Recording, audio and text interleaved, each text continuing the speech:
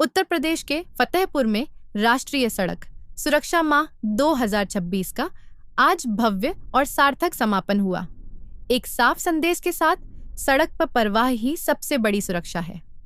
परवाह थीम के तहत बड़ौरी टोल प्लाजा पर आयोजित कार्यक्रम में वाहन चालकों को सड़क सुरक्षा की शपथ दिलाई गई। इस दौरान प्रशासन, ट्रैफिक पुलिस और हाईवे प्रबंधन एजेंसियों ने मिलकर लोगों को नियमों के पालन के लिए जागरूक किया। कार्यक्रम में मौजूद अपर जिलाधिकारी अविनाश त्रिपाठी ने कहा, अधिकांश हादसे नियमों की जानकारी की कमी से नहीं, बल्कि लापरवाही और अनदेखी से होते हैं, जिसका खामियाजा पूरे परिवार को भुगतना पड़ता है। वाहन चालकों को पंपलेट वितरित किए गए, रिफ्लेक्टर स्टिकर लगाए गए और खास तौर पर दोपहिया चालकों को हेलमेट पहनने की शपथ दिलाई गई। हाईवे प्रबंधन की ओर से बताया गया कि सड़क सुरक्षा अभियान सिर्फ एक माह नहीं, बल्कि साल भर जारी रहेगा, स्कूलों, गांवों और ढाबों तक। फतेहपुर से संदेश साफ, नियम बोझ नहीं, जीवन की ढाल है। परवाह करेंगे तो हादसे कम होंगे। फतेहपुर से अजय श्रीवास्तव की रिपोर्ट। यह इसका बेस क्या है? आज ये जो प्रोग्राम था, ये 37वें सड़क सुरक्षा माह का जो कि 1 जनवरी से प्रारंभ हुआ था और 31 जनवरी तक अंत होना था। आज उसका अंतिम दिन था। उसके उपलक्ष्य में हम लोग आज यहाँ उपस्थित हुए। सर, यहाँ प्रशिक्षण जो बच्चों को आपने देखा है इस समय सड़क सुरक्षा यातायात पे ये कार्यक्रम आप अक्सर होते हैं, आपको क्या अंदाज लगता है कि कितना हम लोग इसमें कामयाब हो पाए? जो सड़क सुरक्षा है वो एक माह का कार्य नहीं है। ये हमारा जो है 365 दिनों का कार्य है। ये हमारी एक कोशिश है कि हम लोगों को जितना से जितना जागरूक कर सकते हैं जागरूक करें, ताकि वो सिर्फ इस एक महीने में नहीं बल्कि पूरे साल जो है इसको फॉलो करें और हम जो है जिससे होने वाली जो भी जनमानस की हानि है उसको हम लोग कम से कम कर सकें। निरंतर कार्यक्रम होते रहते हैं, आपको आना जाना रहता है या किसी एक खास कार्यक्रम होते उसमें आना है? ये हमारा जो है निरंतर ये कार्यक्रम होता रहता है। हर महीने के हिसाब से होता है, वीक के हिसाब से होता है और डेली होता है, क्योंकि ये जो कार्यक्रम है ये केवल एक दिन के लिए नहीं हो सकता, एक हफ्ते के लिए नहीं हो सकता। इस पर नियंत्रण करना है और जितनी भी हमारी हाईवे की टीम्स हैं उनको इस रोड सेफ्टी के साथ अलाइन किया गया है। वो जितना भी कार्य करते हैं, चाहे वो मेंटेनेंस का काम करें, जो भी कर रहे हैं वो सारा का सारा सड़क सुरक्षा को ध्यान में रखते हुए करते हैं। जैसा कि आज हमारी टीम ने एक मशीन दिखाया है, जो ऑटोमेटिक मशीन है, जो हमारे जितना भी लेबर है वो जब हाईवे पर वर्क करने जाता है तो उससे पहले उसकी एक ट्रेनिंग होती है जो AI जनरेटेड होती है। उसमें एक मॉड्यूल है, मॉड्यूल पे पहले वो उसको पढ़ाते हैं, फिर उसमें क्वेश्चन होता है और उसके बीच में एक सर्टिफिकेट निकलता है। तो जब वो सर्टिफिकेट वो पास होता है उसके बाद ही वो हाईवे पे काम करने के लिए जाते हैं। तो ये ऐसा नहीं है कि हम इसको प्रोग्राम की तरह ले रहे हैं। ये जो प्रोग्राम आपको दिखता है ये जनमानस को सिखाने के लिए रहता है कि उनको सिखाया जाए। बाकी जितना national highway authority of India जितना भी कार्य करती है उसमें सड़क सुरक्षा का सारा ध्यान रखा है। सर, अपने शब्दों में सड़क सुरक्षा को लेकर क्या संदेश देंगे? मैं सबको ये आग्रह करूँगा कि आप जब भी चाहे राष्ट्रीय राजमार्ग पर निकलें या किसी भी लोकल रोड पर निकलते हैं तो आप अधिकतम जो है ट्रैफिक नियमों का पालन करें और ट्रैफिक का जितना भी रोड मार्किंग है, साइन बोर्ड है, जितना भी है उसको एक तो समझें और उसको फॉलो करें। आप समझेंगे, फॉलो करेंगे तो हम अपने मकसद में खुद ब खुद कामयाब हो जाएंगे। क्या नाम है, किस पद पे? मैं मोहम्मद जैद हूँ। मैं प्रबंधक तकनीक के पद पे हूँ, राष्ट्रीय राजमार्ग प्राधिकरण कानपुर इकाई। ठीक है। ये किस चीज़ का प्रोग्राम था और किसके सौजन्य से? तो आज का प्रोग्राम वर्टिस के साथ में जो हमारे सड़क सुरक्षा का कार्यक्रम था, इसके साथ में हमारा जो यहाँ पे एक इंस्टीट्यूट चलता है प्रथम एजुकेशन फाउंडेशन का, जो वर्टिस के सपोर्ट से करता है।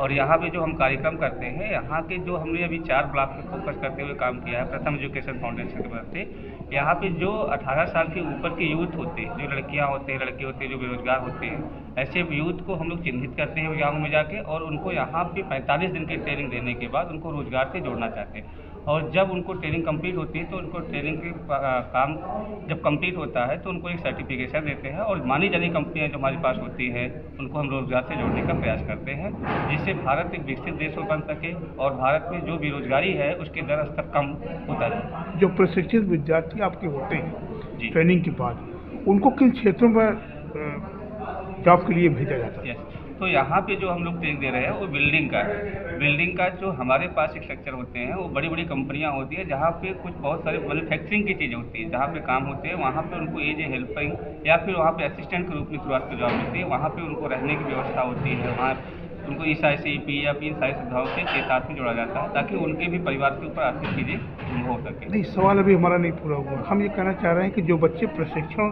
प्राप्त कर चुके होते हैं, जी। जैसे वो उत्तर प्रदेश के हैं, तो जॉब के लिए उनको किन प्रदेशों में या उन्हीं के हम लोकल भी प्लेसमेंट देते हैं और पैन इंडिया भी प्लेसमेंट होता है। जैसे ज़्यादातर हमारे बच्चे गुड़गांव में जाते हैं, दिल्ली जाते हैं, वहाँ पे मैन्युफैक्चरिंग कंपनियाँ ज़्यादा हैं। तो हम ऐसे अगर बात करें तो हम यूपी के अंदर भी और यूपी के बाहर भी कई जिलों कई स्टेट में काम करते हैं या फिर देते हैं। प्रशिक्षित बच्चों की एजुकेशन कितनी होनी चाहिए आपके साथ? मिनिमम 10वीं पास होती है। 10वीं पास वाले बच्चे हमारे साथ जुड़ सकते हैं और कोर्स करने के बाद नौकरी करते हैं। क्या एज बाउंडेशन होगी? 18 से 30 साल। जी। किस प्लेस पे ये जगह ट्रेनिंग होती है? जी। किस जगह पर ट्रेनिंग होती है? प्लेस क्या है? ये हमारा कौन जगह है? बड़ौदा टोल प्लाजा के पास में ट्रेनिंग लोग दे रहे हैं। आपका नाम क्या है? मेरा नाम प्रमोद कुमार गुप्ता है, प्रथम एजुकेशन फाउंडेशन। प्रोग्राम था और किसके सौजन्य से? जी, तो आज का प्रोग्राम वर्टिस के साथ में जो हमारे सड़क सुरक्षा का कार्यक्रम था, इसके साथ में हमारा जो यहाँ पे एक इंस्टीट्यूट चलता है प्रथम एजुकेशन फाउंडेशन का, जो वर्टिस के सपोर्ट से करता है। और यहाँ पे जो हम कार्यक्रम करते हैं, यहाँ के जो हमने अभी 4 ब्लॉक पे फोकस करते हुए काम किया है प्रथम एजुकेशन फाउंडेशन के मदद से। यहाँ पे जो 18 साल के ऊपर के यूथ होते हैं, जो लड़कियाँ होते हैं, लड़के होते हैं, जो बेरोजगार होते हैं, ऐसे यूथ को हम लोग चिन्हित करते हैं गाँव में जाके और उनको यहाँ पे 45 दिन की ट्रेनिंग देने के बाद उनको रोजगार से जोड़ना चाहते हैं। और जब उनको ट्रेनिंग कंप्लीट होती है तो उनको ट्रेनिंग के काम जब कंप्लीट होता है तो उनको एक सर्टिफिकेशन देते हैं और मानी जानी कंपनियां जो हमारे पास होती है उनको हम रोजगार से जोड़ने का प्रयास करते हैं, जिससे भारत एक विकसित देश बन सके और भारत में जो बेरोजगारी है उसके दर स्तर कम होता जाए। जो प्रशिक्षित विद्यार्थी आपके होते हैं जी। ट्रेनिंग के बाद उनको किन क्षेत्रों में जॉब के लिए भेजा जाता है? यस, तो यहाँ पे जो हम लोग ट्रेनिंग दे रहे हैं वो बिल्डिंग का है। बिल्डिंग का जो हमारे पास एक स्ट्रक्चर होते हैं वो बड़ी बड़ी कंपनियाँ होती है जहाँ पे कुछ बहुत सारे मैन्युफैक्चरिंग की चीज़ें होती है, जहाँ पे काम होते हैं वहाँ पे उनको एज ए हेल्पिंग या फिर वहाँ पे असिस्टेंट के रूप में शुरुआत की जॉब मिलती है। वहाँ पे उनको रहने की व्यवस्था होती है, वहाँ उनको ESIC PF इन सारी सुविधाओं के साथ में जोड़ा जाता है ताकि उनके भी परिवार के ऊपर आर्थिक चीज़ें संभव हो सके। नहीं, सवाल अभी हमारा नहीं पूरा हुआ। हम ये कहना चाह रहे हैं कि जो बच्चे प्रशिक्षण प्राप्त कर चुके होते हैं, जैसे वो उत्तर प्रदेश के हैं, तो जॉब के लिए उनको किन प्रदेशों में या उन्हीं के हम लोकल भी प्लेसमेंट देते हैं और पैन इंडिया भी प्लेसमेंट होता है। जैसे ज़्यादातर हमारे बच्चे गुड़गांव में जाते हैं, दिल्ली जाते हैं, वहाँ पे मैन्युफैक्चरिंग कंपनियाँ ज़्यादा हैं। तो हम ऐसे अगर बात करें तो हम यूपी के अंदर भी और यूपी के बाहर भी कई जिलों कई स्टेट में काम करते हैं या फिर देते हैं। प्रशिक्षित बच्चों की एजुकेशन कितनी होनी चाहिए आपके साथ? मिनिमम 10वीं पास होती है। 10वीं पास वाले बच्चे हमारे साथ जुड़ सकते हैं और कोर्स करने के बाद नौकरी करते हैं। क्या एज बाउंडेशन होगी? 18 से 30 साल। 18। जी। किस प्लेस पे ये जगह ट्रेनिंग होती है? जी। किस जगह पर ट्रेनिंग होती है? प्लेस क्या है? ये हमारा कौन जगह है? बड़ौदा टोल प्लाजा के पास में ट्रेनिंग हम लोग दे रहे हैं। सर, आपका नाम क्या है? मेरा नाम प्रमोद कुमार गुप्ता है, प्रथम एजुकेशन फाउंडेशन से है। कभी मैग वेल्डिंग कर रहे हैं तो CO2 कार्बन डाइऑक्साइड उपलब्ध है, उससे इलेक्ट्रिक से दोनों की सुविधा है। इसमें 2 वेल्डिंग हम एक साथ चला सकते हैं, आर्क वेल्डिंग और टिक वेल्डिंग। इसमें टिक वेल्डिंग में गैस होता है और आर्क वेल्डिंग नहीं होता है। उसके बाद यहाँ भी एक आर्क वेल्डिंग है और 2 आर्क वेल्डिंग है।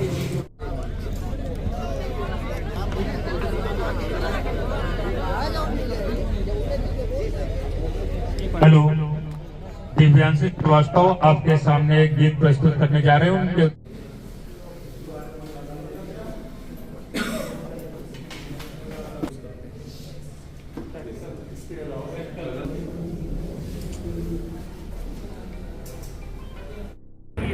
ऑफर लेटर अमरदास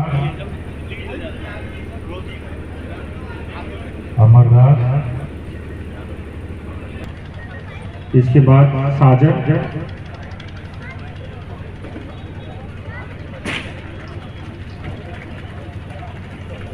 को आगे बढ़ाते हुए हम आगे बढ़ते हैं। इसके बाद उत्पादन कक्ष बढ़ते हैं। मैं निवेदन करता हूँ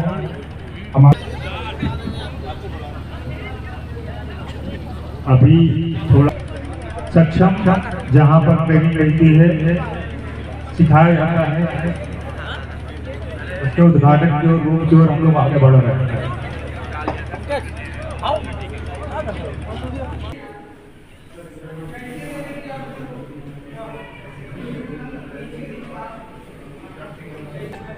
जो यहाँ पे उसके बारे में हम बताते हैं इनको। और यहाँ पे थोड़ा डिस्प्ले है, उस पर हैंड टूल्स है जो कि हम हाथ से यूज करते हैं, वो इसे ताकि क्लास में डेली बच्चे आते हैं तो उनको देख के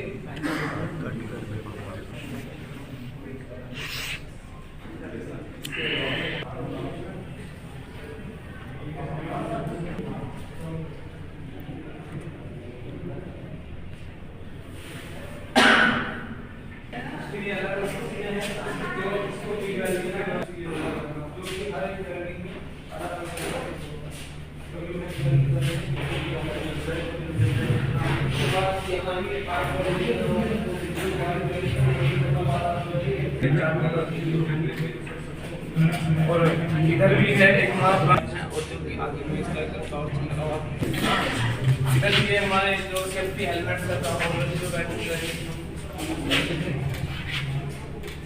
और ये कुछ चिपकते हैं कुछ इसके ना इसलिए हमको हीट करते हैं फ्राई नहीं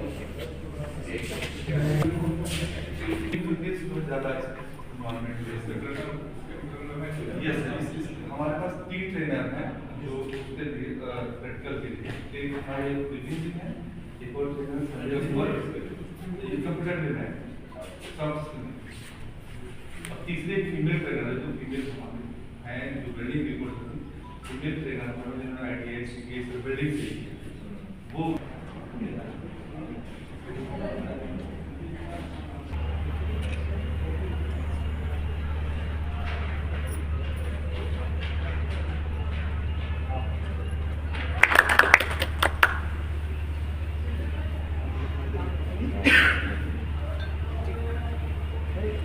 मतलब हमारे लेबर की सेफ्टी के लिए भी हम ये सेटअप लेके चलते हैं और भी हमारा सेटअप रोड पे का सेटअप ऐसे पर नीचे करवाएंगे फिर उसका फोटो वीडियो करके के पास आएगा, अप्रूवल होगा तब करवाना वो पहला अप्रूवल होगा। शॉर्ट चैनल के लिए छोटा पता है नेक्स्ट ये लाइट का काम है, बीच में लाइट लगी होती है, उनको रिपेयरिंग का कुछ भी लागेगी अठन्नी न लागेगा रुपैया, लागेगी अठन्नी न लागेगा रुपैया,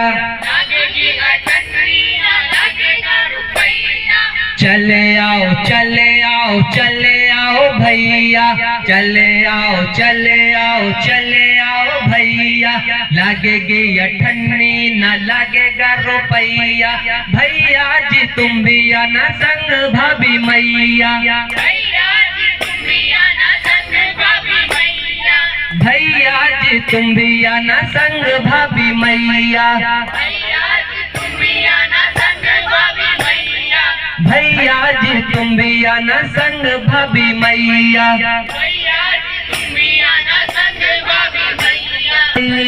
लागेगी अठन्नी न लागेगा रुपैया, लागेगी अठन्नी न लागेगा रुपैया, चले आओ चले आओ चले आओ भैया, चले आओ चले आओ चले आओ भैया, लागेगी अठन्नी न लागेगा रुपैया।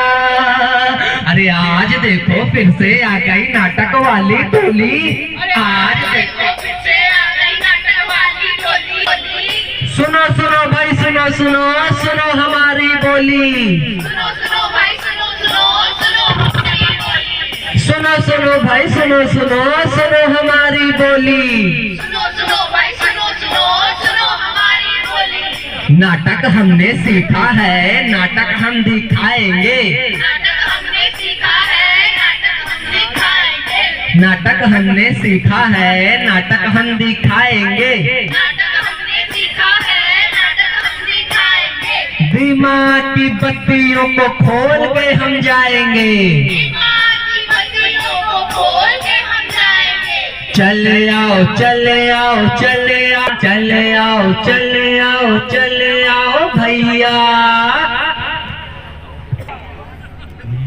चित्रगुप्त चित्रगुप्त चित्रगुप्त, अरे महाराज, आवाज दे रहा हूँ, सुनाई नहीं दे रहा। महाराज थोड़ा बिजी था ना। कहाँ बिजी थे?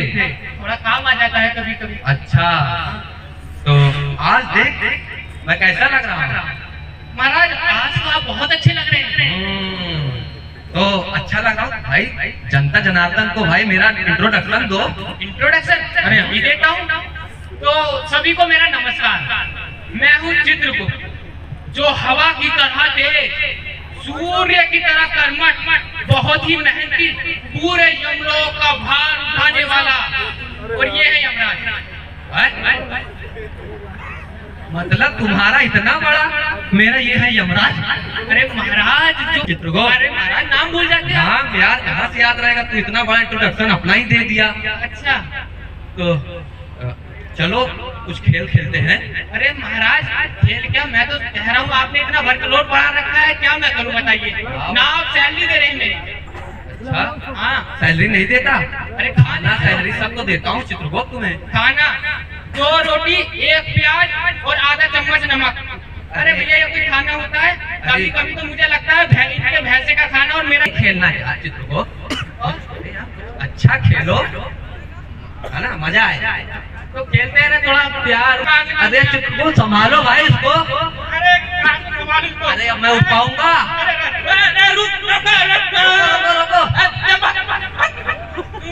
अरे प्यार से चित्रगुप्त चला जा। हाँ, वो भड़क गया तो ले देगा।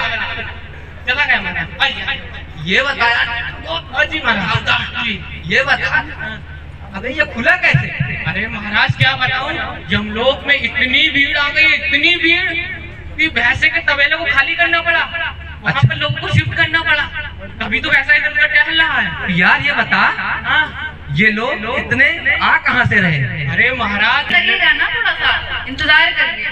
अब इंतजार करने वाले ऑफिस वाले इंतजार नहीं करेंगे ना, नौकरी से मुझे बाहर निकाल देंगे। तुम समझती क्यों नहीं हो? अच्छा रोटी बना रही हूँ, अभी रुकिए 2 मिनट। अरे तो बच्चों को क्यों नहीं बोलते कि तुम्हारी हेल्प क्या करें? बच्चों के एग्जाम आ रखे हैं, पढ़ना होता है उन्हें, तो पढ़ रहे हैं। अच्छा ठीक है, फिर बाहर ही खा। हाँ, मम्मी को घूमने से फुर्सत मिले तब ना आपका ख्याल रखेंगी। क्या कह रहे हो तुम? अरे कह नहीं रहे हैं कुछ, पापा से बात कर रहे हैं। पापा के पीछे इधर आओ।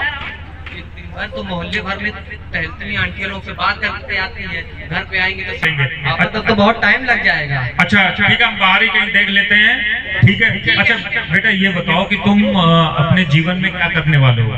पापा कुछ काम करेंगे, काम के साथ साथ पापा पढ़ाई भी अपनी करते रहेंगे। नहीं, पढ़ाई करनी है तो पढ़ाई करो, लेकिन काम क्या? पापा हमने एग्रीकल्चर किया है, किसानी कर लेंगे, कुछ पैसा लगाएंगे, अनाज में खेती करेंगे। ठीक है, तो ऐसा करो बाइक निकालो और हमको वहाँ तक छोड़ाओ, है ना? ठीक है, रमाधीन करे नहीं बेटा, हम ये बोल रहे हैं कि अभी विवाह वगैरह करोगे कि नहीं? कोई लड़की देखी कि नहीं तुमने?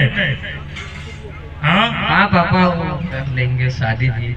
इतना शर्मा क्यों रहा भाई, करनी तो होगी ना। दाढ़ी के थोड़े बाल सफेद हो गए तुम्हारे। हाँ ये थोड़ा से ना। हाँ चलो, ये तो पापा थोड़ा पैसे आ जाएंगे। हाँ थोड़ा हम क्रॉस करके चले जाएंगे, तुम अपने घर चले जाना। हाँ पापा, वो नंबर पड़ेगा, यू टर्न लेना पड़ेगा, ऐसे ही डिवाइडर क्रॉस कर लेते हैं। हाँ तुम जाओ, हम क्रॉस करते हैं। ठीक है चलो, ठीक है, यहाँ तक काफी है। पापा यू टर्न ले लेते। हाँ हम जा रहे हैं। ठीक है,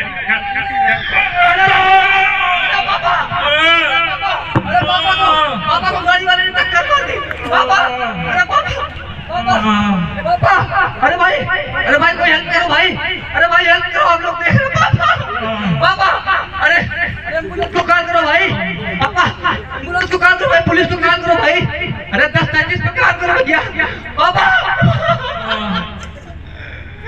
पापा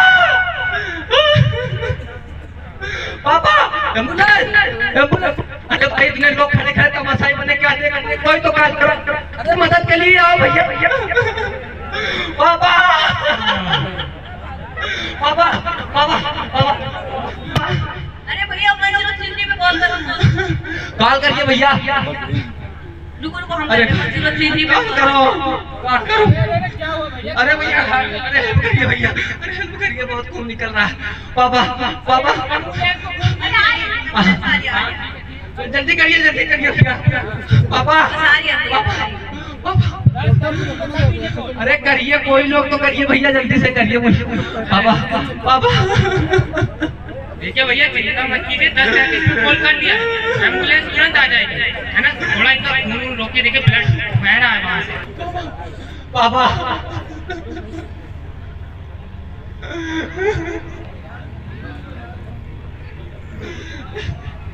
पापा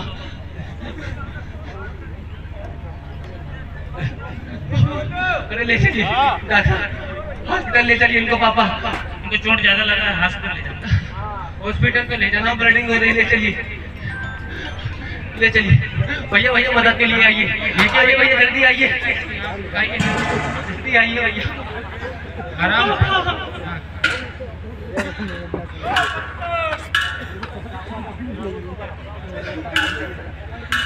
चिंता मत करो बेटा, हो जाएगा, चिंता मत करो। देखिए अभी आ गए हैं ना, सब लेकर के जाएंगे आराम से, है ना, घबराओ नहीं। और ये बताओ बेटा, परिवार को फोन कर देना, है ना, बेचारे परेशान हो रहे होंगे, कर दो फोन, है ना। बेटा कहाँ से करेंगे इतना? मम्मी हो जाएगा, करेंगे, कैसे भी करके करेंगे, बस आप परेशान न होइए। दीपक को समझाते रहिए, उसको खुश रखिए, वो पढ़ाई पे ध्यान दे बस। मम्मी अभी रहने दे। काहे परेशान होती हो, सब हो जाएगा ना, तुम इसकी चिंता मत करो। जाओ जाओ अंदर जाओ। तो इसलिए संभल के रहें, सचेत रहें। हमारी अगली कहानी शुरू करते हैं। एक बार कलाकारों का जोरदार से फिर से स्वागत करिए। अगली कहानी शुरू होती है, चलिए। उतारू रे संतोषी माता की, जय जय संतोषी माता, जय जय माँ, जय जय संतोषी माता, जय जय माँ, जय जय संतोषी माता, जय जय माँ, जय जय संतोषी माता, जय जय माँ।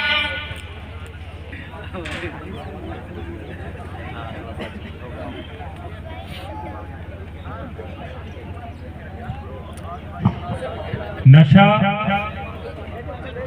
ये दारू का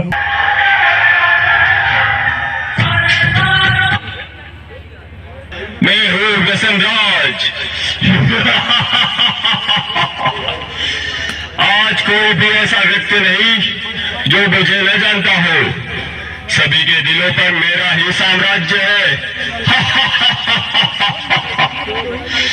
मैं धीमा असर करने वाला मीठा जहर हूँ। यह मूर्ख मानव मेरा सेवन कर मृत्यु को गले लगा लेता है।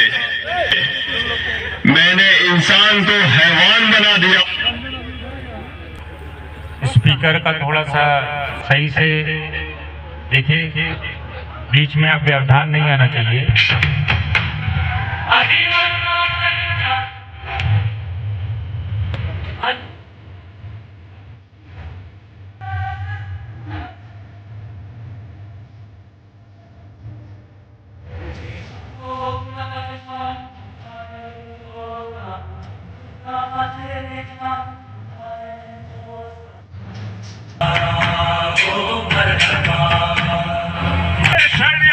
विराट का नजराना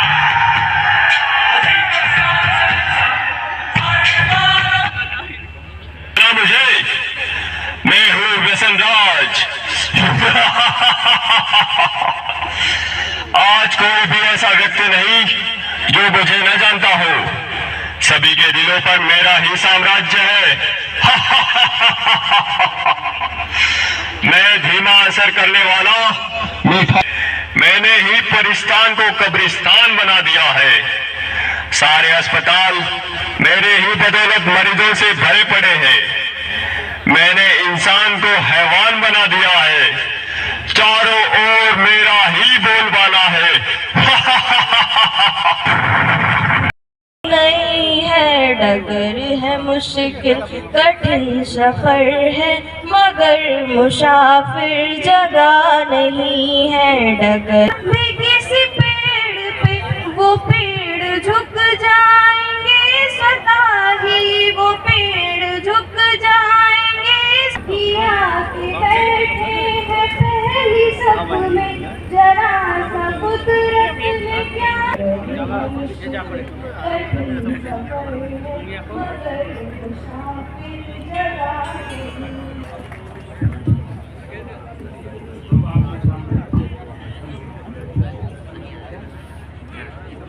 हेलो, अब आपके सामने क्रांतिगढ़ जल्दी से मंच पर आ जाएं और अपनी प्रस्तुति को प्रस्तुत करें।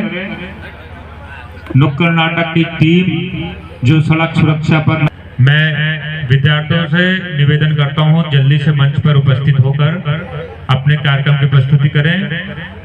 जैसे कि आप सभी लोग जानते हैं, वाहन चलाते समय मोबाइल फोन से बचे।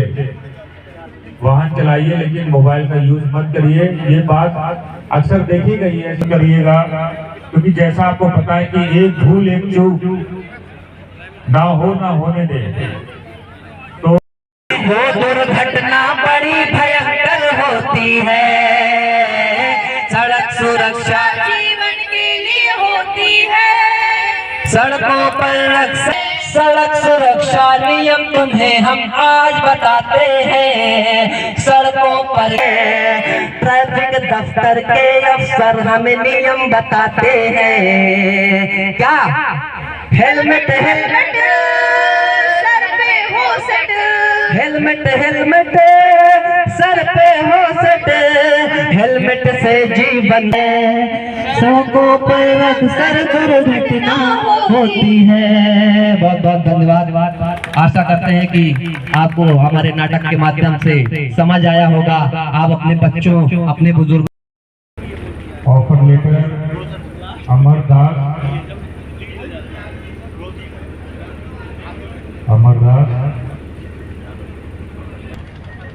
इसके बाद साजन,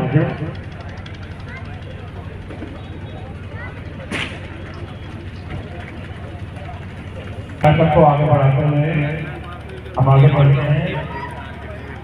इसके बाद उद्घाटन कक्ष की ओर बढ़ते हैं। मैं निवेदन करता हूँ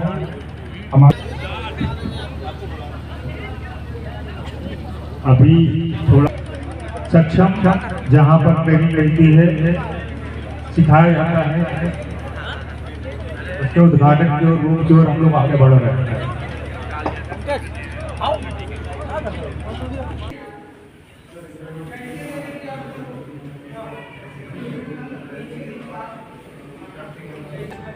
जो यहाँ पे उसके बारे में हम बताते हैं। और यहाँ पे थोड़ा डिस्प्ले है, उस पर हैंड टूल्स है जो कि हम हाथ से करते हैं। वो इसे ताकि क्लास में डेली बच्चे आते हैं तो उनको देख के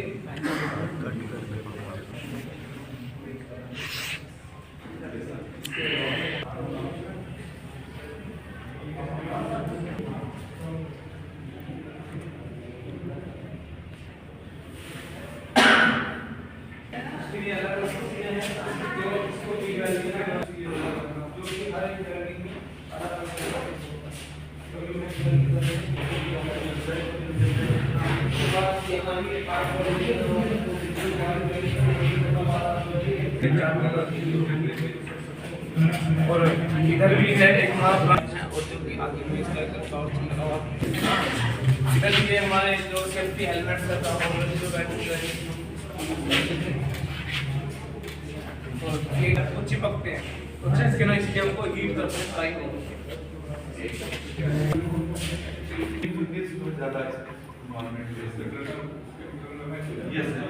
हमारे पास 3 ट्रेनर हैं जो प्रैक्टिकल के लिए। एक हमारे विजिंग है, एक और ट्रेनर ये कंप्यूटर ट्रेनर है सब। और तीसरे फीमेल ट्रेनर है जो फीमेल हमारे हैं जो बिल्डिंग रिपोर्ट करती है। फीमेल ट्रेनर हमारे आईटीआई बिल्डिंग से वो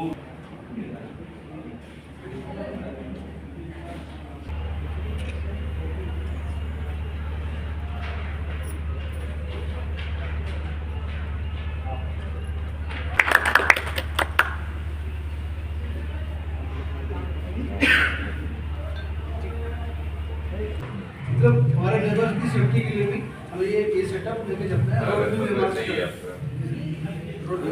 ऐसे नीचे करो, फिर उसका फोटो के पास आएगा, अप्रूवल होगा तब पहला अप्रूवल होगा। शॉर्ट चैनल के लिए छोटा बता रहा हूँ। नेक्स्ट ये लाइट का काम, बीच की लाइट लगी होती है, उनको रिपेयरिंग का कुछ भी